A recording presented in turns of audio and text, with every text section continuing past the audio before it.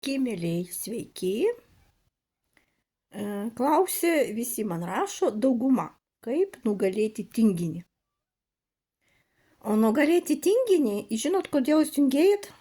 Kiekvieną dieną negalit pasikelti, todėl, kad yra užtirstas organizmas. Jį reikia būtinai valyti. 3 žolės pagerkit, paskui pas mus antilipidinė arbata. 3 žolės reikia gerti 3 mėnesius.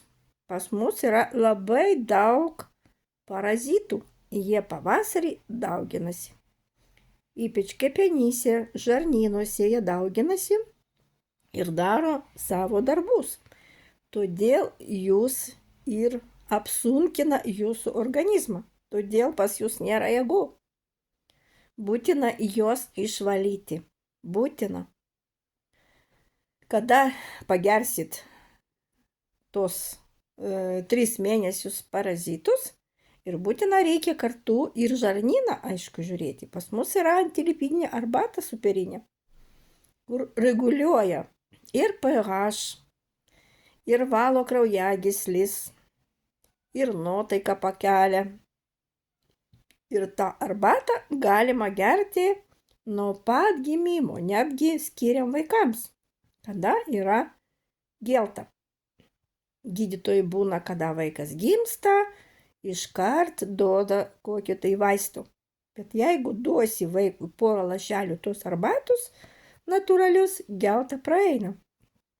Mamos, kuri gimdė ir nori turėti pieno, geria mūsų arbatą.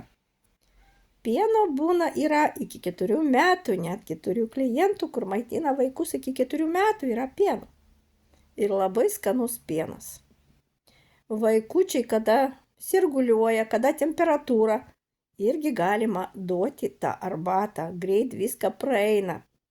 Ypač po skiepų dabar būtina duoti tą arbatą, išvalyti žarnyną, todėl kad skiepas tai yra liga, leidžiama į organizmą ir vaikas visada būna pasikelia temperatūrą ir sirguliuoja. Tai kad vaikas greit pasveiktų, reikia tą arbatą duoti. Kas paragauna, geria ir geria. Tai jums tokia informacija apie tingėjimą. Jeigu kam įdomu, kur užsakyti tos 3 žolės ir arbatą, rašykit asmeniškai. Patarsiu ir padėsiu ir paaiškinsiu, kaip tą visą gerti. Gražios dienelės. Ate.